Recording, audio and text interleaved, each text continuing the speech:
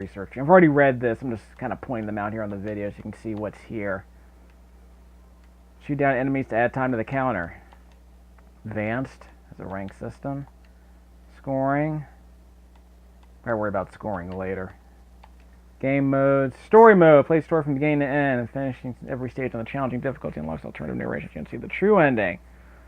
You're also able to start the game from any previously unlocked stage and continue on to the end from that point.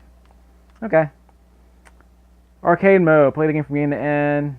Story-related sequences are not included. Okay. Score attack. Trailer for short play. Not be able to select any previously unlocked stage. Okay, so I gotta unlock my stuff first. Boss training. Practice previously encountered bosses in this mode.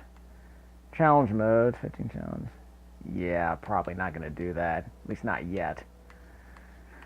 Okay, Sine Mora. So is this the regular version of Sine Mora that I have on PC? Because this game actually had a demo on PC. So is this the same game? Let's do a quick check. Because I remember playing the demo about a year ago on my laptop. It actually runs on some pretty old laptops. So if you're curious, you can just download the demo from Steam. I can only start one stage, right? Everything else is locked, so whatever. Tutorial. Okay, we'll do the tutorial stage. Why not? I'm not new to the genre. Okay, challenging. Because I'm not new. Okay, we're skipping this. We're fast forwarding. By the way, I'm gonna try and splice in the audio. I'm gonna multiplex it, whatever you call it. This game, I'm actually playing the game with Hungarian audio instead of English audio. I didn't know this game was made in Hungary. So that's interesting to note. This might be the first game I've ever played from Hungary. I heard that Eastern Europe has some really dope developers, so I'm curious how they turn out. Because obviously, you know, CD Projekt Red is from Poland, right? And apparently Estonia has some pretty good developers too. I just don't know any games they've made. So I'm definitely curious how that goes. This screen might be too bright. The the clouds are kind of hiding my bullets. I'm not comfortable with that. This is a tutorial anyway. By the way, obviously I have a Kai Katana Shin on the 360 as well, but I won't play that for a while. But I pretty much bought it for the music, so hey. Okay, sub-weapon. Oh, that's sub-weapon. Oh, that meter on the top right-hand corner of the screen has green bars, and now the green bars are gone, so I have no more special weapons. Okay, so no more sub-weapons then. Just holding down the fire button. Not a very impressive weapon, though. But no, this does not look like the game I played on PC. So maybe it is a sequel, I'm not sure.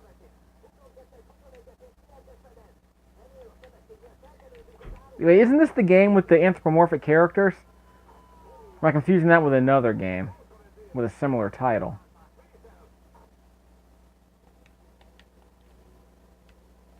Yeah, we'll go for novice pilots for now. Which reminds me, I got that game, was that Crimson Clover on PC as well. I think it was included as part of a bundle. So I definitely need to do a video on that. Time capsule. Okay. So when should I slow it down? When the bullets start flying? Yeah, like right around there. I have to hold the button down. Oh, that's a problem. So I have to hold the button down. That sucks. That. Wasn't there, what was that, wasn't there a 16-bit game where you slowed down time like this? I don't remember. There we go. Don't have any more sub-weapons. That's okay. Darn it. Thought I took a hit there. Pick up the floating power tokens, finally. Don't have any more special weapons. Okay, so what did I get? Score bonus for bonus chain. Sub-weapon replenish stock. Capsule replenish gauge. That's for the speed. That's for the slowdown thing. That's the time. Firepower. And I didn't get the shield.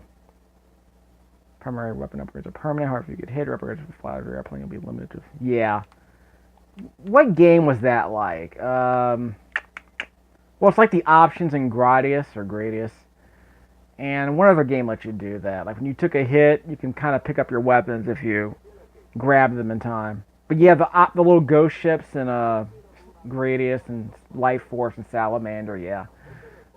You can pick them back up if you grab them before they disappear off the edge of the screen when they float away, that whole thing.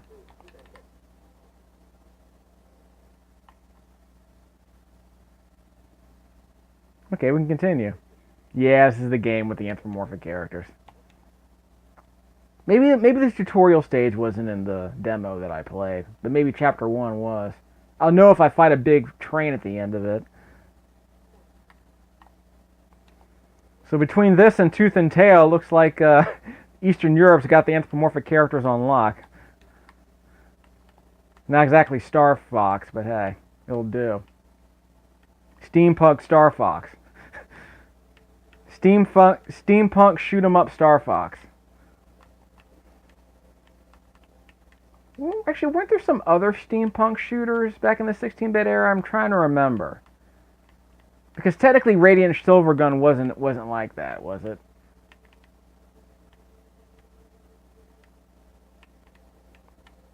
Yeah. Not exactly bullet heck yet, but we'll see how that goes later on. Whoops. I'm taking these dumb hits. Ouch! I'm running out of time, too. That sucks. How do I get my time extension? There we go. It's not a time extension. Well, I might need to slow down time at some point. Uh-oh. Time mass stabilized. What could that possibly mean in a game like this? It's going to take me about half an hour to give you some of the basic mechanics, though. It's going to take me probably going to take me 4 or 5 hours to make sense of all the synergies that go into the mechanics. But this game was apparently based on the tutorials that we read on the main menu screen. They made it sound like, yeah, they made this game even for people who've never played a shoot 'em up before. So it's supposed to be a really approachable shoot 'em up. Ouch! For crying out. Eat it. Okay, I'm out of sub-weapons now. No, I'm not. No, I'm not.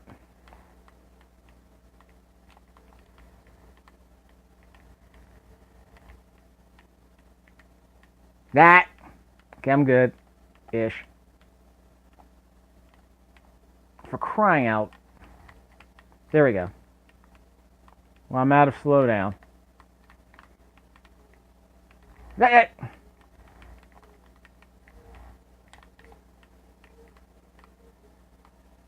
Darn it, he's running away.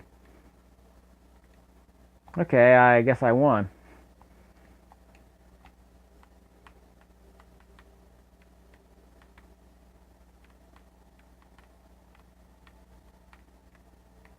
Crap.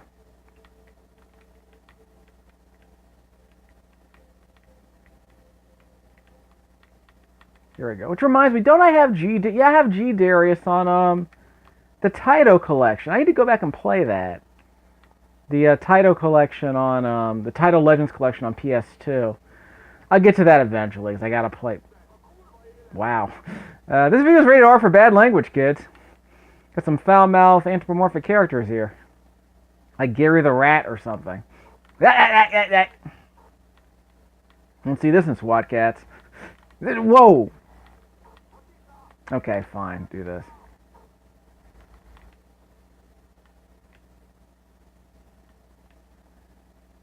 Okay, what am I? I'm shooting at the yellow. I guess I'm not supposed to be shooting at the yellow light. Okay, I'll shoot at that. Up that. Give me that. And that.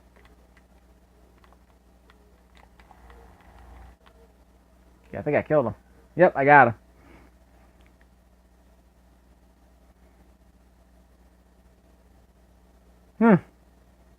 Well, I didn't choose novice mode. I chose challenging mode. Of course, I'm not playing for the score yet. Need to practice. Wait, am I the bison? Okay, I guess I might be the bison flying this plane.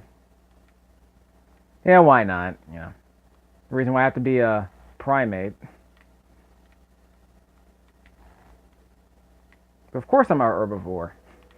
Those are always the heroes in these anthropomorphic games, right? Unless you're a dog. Those are domesticated, you know. So.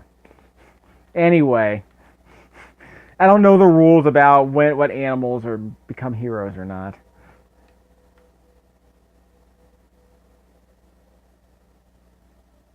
I seem to recall Tom Chick giving this game very high marks for the graphics, at least the original Sine Mora, on PC and 360. Now I'm all confused about what if this is a sequel or a remake or something. And I died. I can cancel this. That's fine. I'll make it a short video. My time is past. Well, I got a level that unlocked, so that's good. So let me do a quick check. Back. Sine Mora EX. Okay, so maybe it's the sequel to Sine Mora. Assuming that's even the title. I'm probably not even saying it right. I wonder what his name is in Hungarian. Okay, arcade mode. See that tiny hitbox right there, that little red circle? So it's not the entire sprite, it's the tiny dot at the center of the sprite, which is how I can dodge through those massive bullet streams the bosses are spewing out. Other than that, I mean, it's good that they tell you. Let's go pink, why not? We're not scared. Can't use other pilots yet. Okay, so I'm not the Bison, I'm... Lynx, maybe? I don't even know anymore. Assuming this even matters, I mean, if you're sitting in a plane the entire game, you're never going to see them. Except as, you know, art. That's the thing, it's like in Starfox. I mean, does it really matter? Ooh, turn back time.